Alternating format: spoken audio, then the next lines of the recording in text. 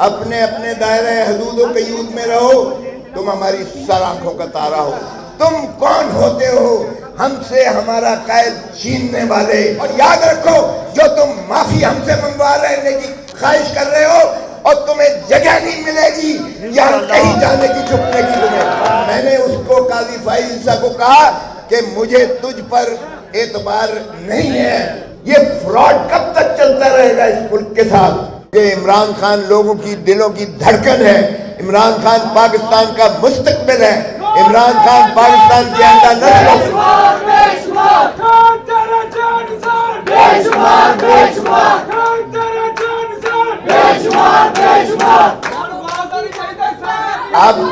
اب ذرا دیکھیں،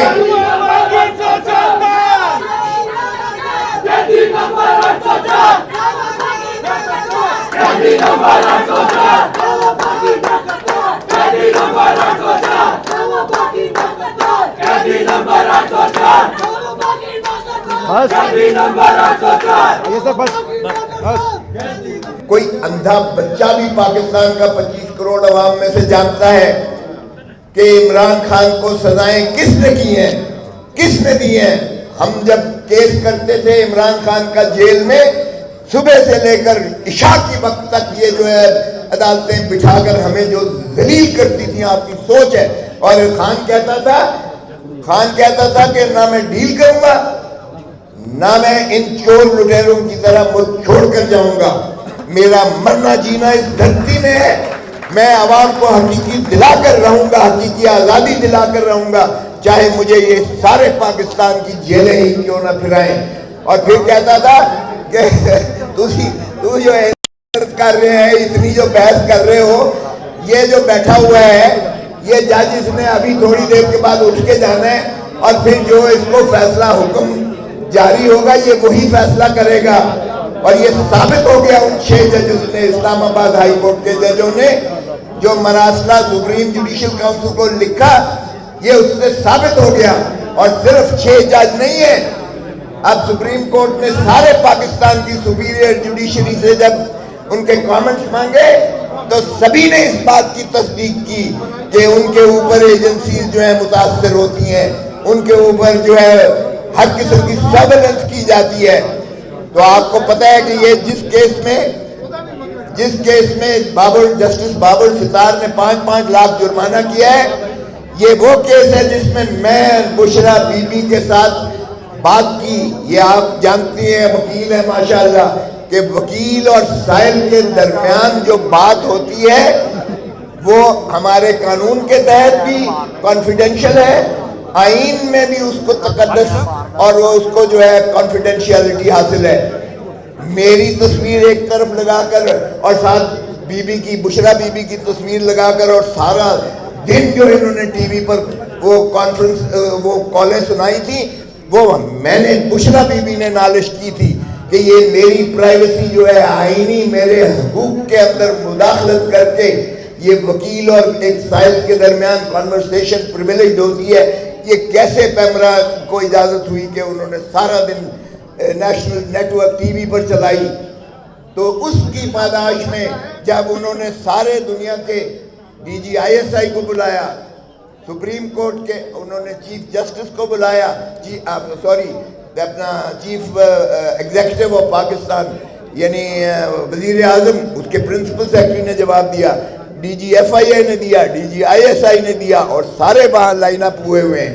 تو ان کے جواب میں واضح مترشح ہوتا ہے کہ کوئی قانون نہیں ہے جس میں آپ کے اور میری کنورسیشن کو کوئی ٹیپ کر سکے یا کوئی انٹرسپٹ کر سکے یا کوئی مداخلت کر سکے۔ تیرے جان نثار بے شمار بے شمار، عمران تیرے جان نثار بے شمار بے شمار۔ یہ آرٹیکل 9، یہ آرٹیکل 9 یہ آرٹیکل 14 کے متصادم ہے، یہ آئینی خلاف ورزی ہے، انہوں نے آئین شکنی کی ہے، ان کو بالکل سزائیں ہونی چاہیے جنہوں نے بھی کی ہیں۔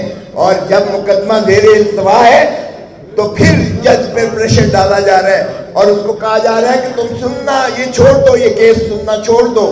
او بھائی، اس پر 5-5 لاکھ روپیہ جو ہے جج صاحب نے ان کو جرمانہ کیا جنہوں نے یہ اعتراض کیا تھا۔ اور پھر دوبارہ ایک چٹھی لکھی اور پھر دوبارہ ان کو کہا گیا کہ تم یہ کیس سننا چھوڑ دو.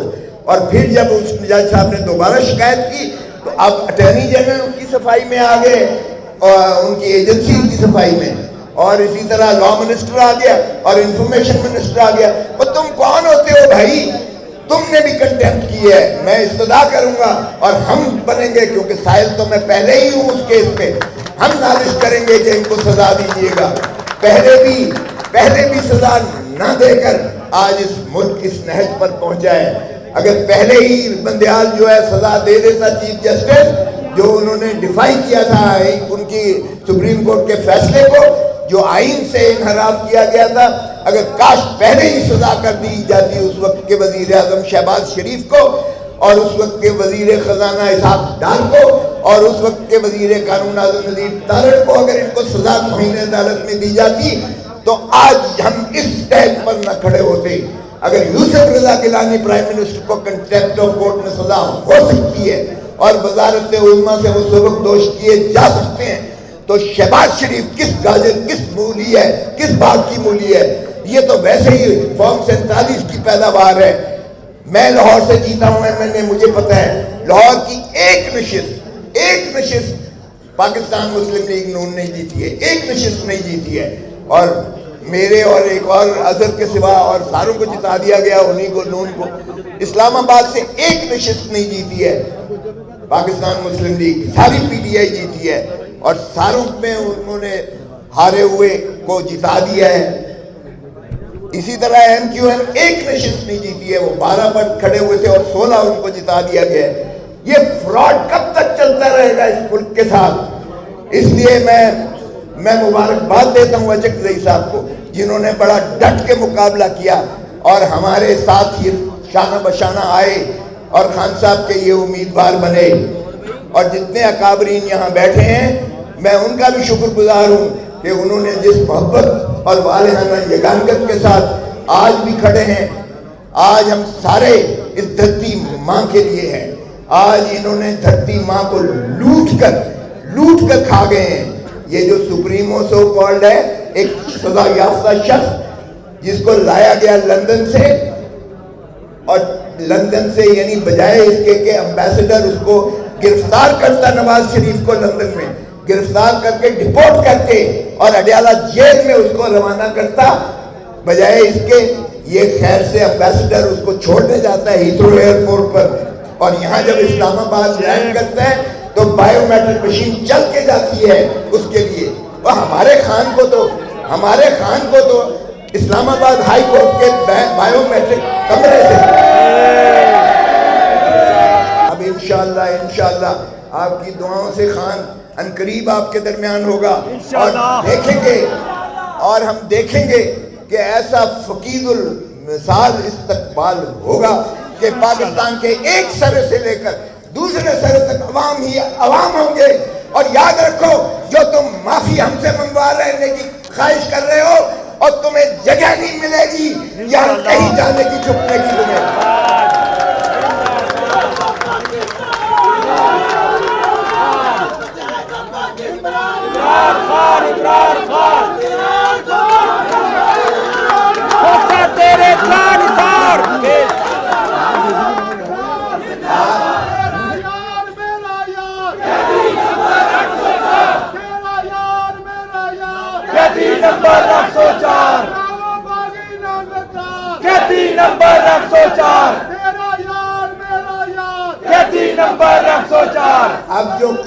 اب جو کل کی تاریخ لگی ہوئی ہے, یہ میرے بھائی نے یہاں ابھی کہا کہ سینئر وکلا سارے جو ہیں ساتھ ہیں, بالکل ساتھ.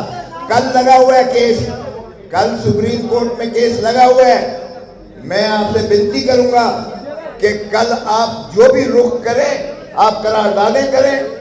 خان کو انہوں نے جو ہے ویڈیو لنک کے ذریعے سپریم کورٹ نے بلایا ہے. یہ خان کا تاریخی خطاب ہوگا, اور آپ دیکھیں کہ یہ ایوانوں میں بیٹھے ہوئے چیف جسٹس یہ تھر تھر کانپیں گے. یہ خان کی طاقت, ان کو خان کی طاقت, یہ 25 کروڑ عوام ہیں. خان کی طاقت, جب میں نے اس کو قاضی فائز عیسیٰ کو کہا کہ مجھے تجھ پر एतबार नहीं है। हम तो एक बल्ला मांगने आए थे, तुमने तो हमारे से फील्ड ही नीचे से छीन ली है, और इसलिए मैं तुझ पे क्या एतमाद करूं। तुझे इंसाफ नहीं, हमें 25 करोड़ आवाम के पास हम इंसाफ लेने जा रहे हैं। तो अल्हम्दुलिल्लाह कि इन्होंने हमें वो, हम तो बल्ला लेने गए थे, इन्होंने जहेज का सामान दे दिया,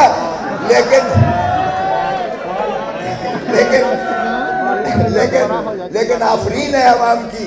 वो बैंगन ढूंढ रहे थे, वो खिड़की ढूंढ रहे थे, वो दरवाजा ढूंढ रहे थे, वो नल ढूंढ रहे थे, ट्रैक्टर ढूंढ रहे थे, चिड़ी बल्ला ढूंढ रहे थे, लेकिन उन्होंने डट के जाके खान को वोट दिया और उन्होंने कहा तुम कौन होते हो हमसे हमारा कायद छीनने वाले। और इसलिए हमारे इंशाअल्लाह सीटें भी वापस मिलेंगी। अच्छा, रई साहब जैसे इतना माशाल्लाह ताकतवर लोग हमारे साथ हैं, अल्लामा साहब जैसे ताकतवर लोग साथ हैं, और उससे बढ़ के 25 करोड़ अवाम हमारे साथ हैं। खान सबसे ज़्यादा डटा हुआ है और खान पुरअज़्म है कि जब तक आपको हकीकी आज़ादी दिला के नहीं रहेगा वो सुकून और चैन से नहीं बैठेगा। और मुझे नहीं समझ आती कि ये क्यों कहते हैं कि हमारे साथ हम बात नहीं करना चाहते। ओ भाई, तुम्हारे साथ बात करना कौन चाहता है? तुम्हारी औकात क्या है? तुम तो मुलाजिम हो अवाम के